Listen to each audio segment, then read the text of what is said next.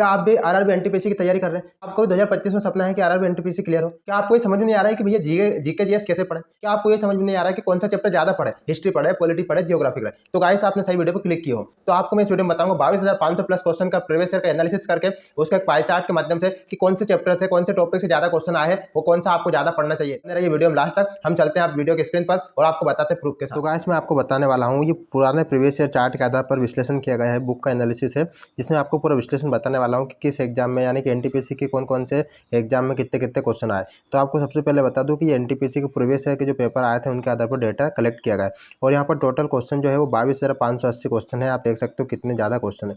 तो इसमें कौन कौन सी एग्जाम कवर की गई है। 2022 में जो CBT 2 हुई थी वो एग्जाम है। 2019 में जो आपकी एग्जाम हुई थी, 2019 से मतलब है 2021 में जो एग्जाम हुई थी उसका डाटा लिया गया है। उसके बाद 2017 में जो एग्जाम हुई थी मेन से CBT 2 एनटीपीसी की वो है और 2016 में प्री हुई थी उसकी बात यहाँ पर की गई। ठीक है, तो चारों एग्जाम यहाँ पर कवर की गई 16 से लेकर 22 तक, जो अभी 4-5 साल में जो हुई है। अब उसके बाद में आपको देख सकते हैं कि 2022 में जो CBT 2 हुई थी उसमें लगभग कितनी शिफ्ट हुई थी, 15 शिफ्ट हुई थी। कौन सी CBT 2 120 क्वेश्चन वाली होती तो लगभग क्वेश्चन आए थे 1800। जो 21 में हुई थी एग्जाम उसमें कितना आया था 13,300, 133 शिफ्ट हुई थी 100 क्वेश्चन से। उसके बाद में जो CBT स्टेज 2 हुई थी 17 में उसमें आए थे 1080 क्वेश्चन और जो CBT 1 हुई थी 2016 वाली उसमें आया था लगभग 6400 क्वेश्चन, 6400। तो इस तरह से 22,580 टोटल क्वेश्चन आए थे। उसके आधार पर मैं आपको डाटा बता रहा हूँ। ठीक है, अब यहाँ पर हम आगे चलते हैं और क्या देखते हैं कि यहाँ पर आपको एक पाई चार्ट दिख रहा होगा। पाई चार्ट में क्या चीज़ है, पाई चार्ट में आपको दिख रहा है कि किस सब्जेक्ट में किस चैप्टर से कितने क्वेश्चन आए हैं, उसके आधार पर आपको पढ़ाई करना चाहिए। देखो डेटा कभी भी वेरिएबल हो सकता है, लेकिन गाइस ये जो डेटा मैं आपको बता रहा हूँ ये 1-2 दिन का नहीं है, ये लंबा समय का है।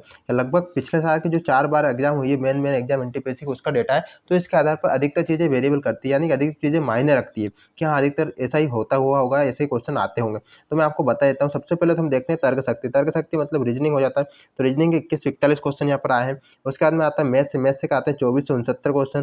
ठीक है, ये इतने ज़्यादा क्यों है, क्योंकि ये इतने ज़्यादा इसलिए है क्योंकि भैया जो मैथ्स और रीजनिंग है वो हर एग्जाम में आती है और जो इतिहास है ये इनके क्वेश्चन कम कम आते हैं। तो ये आपको पूरा एक साइड रखना है। ठीक है, ये जो आपको है ये पूरा एक साइड रखना है। ये पूरा पार्ट है जीएस का। ठीक है, ये पूरा पार्ट है जीएस का और ये जो आपको 2 क्वेश्चन दिख रहे हैं ये अपने आप में एक अलग अलग चैप्टर है। एक तर्क शक्ति एक सब्जेक्ट हो गया और गणित अपना एक अलग सब्जेक्ट हो गया। ठीक है, तो ये आपको ध्यान रखना है। तो इनके क्वेश्चन तो इतने आए हैं। अब हम देखते हैं कि हम जो जीएस की बात कर रहे हैं, जीएस में सबसे अधिक वेटेज किसका रहा है। तो जीएस में आप देख सकते हो रेलवे की जो एग्जाम हुई है प्रीवियस ईयर उसमें सबसे अधिक क्वेश्चन आपको दिख रहे होंगे। इतिहास के प्रश्न सबसे अधिक आए हैं, लगभग 1103 क्वेश्चन आए हैं। उसके बाद में आता है देखो भूगोल के 938 क्वेश्चन आए। सबसे ज़्यादा इतिहास आए। अब इतिहास में भी 3 पार्ट होते हैं। ठीक है, कौन कौन से, एक प्राचीन इतिहास, एक मध्य इतिहास और एक आधुनिक इतिहास। ठीक है, तो आधुनिक इतिहास वाले क्वेश्चन सबसे अधिक आए। आप ये बात ध्यान रखना, जो महात्मा गांधी या हमारी आज़ादी के समय का इतिहास है, कांग्रेस के संबंधित जो क्वेश्चन है उसके क्वेश्चन बहुत अधिक आएगा। सबसे अधिक वेटेज आधुनिक इतिहास का है और पुराना भी क्वेश्चन इसमें आए हैं।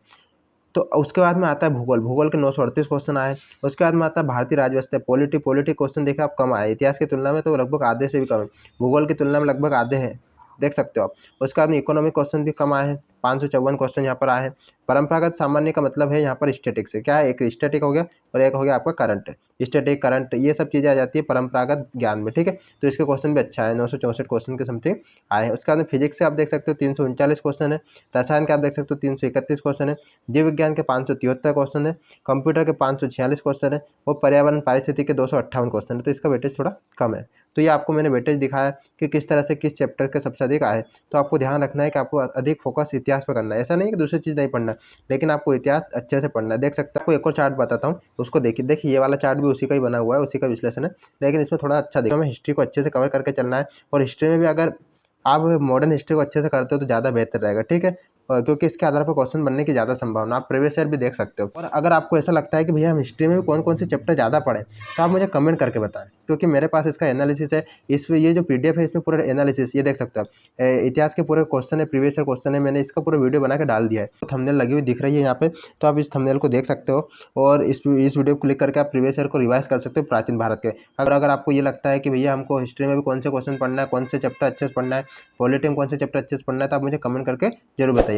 वीडियो कैसा लगा कमेंट करके बताइएगा और चैनल को सब्सक्राइब जरूर कर लें ताकि आने वाले समय में आपको और भी चीज़ें अच्छे से मिलते रहे। Thank you guys.